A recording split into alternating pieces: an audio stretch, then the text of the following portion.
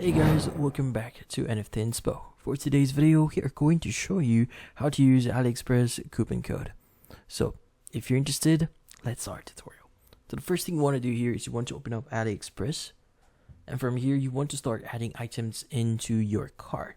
So for example, let's go and select this item here. And from here, let's go and select it. And from here, let's go and click on the Add to Cart button at the very bottom here. From here, choose the color or whatever variation you have here. Click on Add to Cart.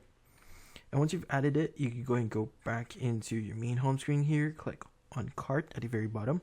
And from here, you want to select all the items that you want to check out. So I've already selected them. Let's go and click on Checkout. Now from here, go ahead and complete all the necessary details required to place your order. But at the very bottom, you have the summary section there. Now that also includes the promo codes section, which in this case, we can use our coupon codes in here. In this case, go ahead and click on the enter button that you see next to promo codes there.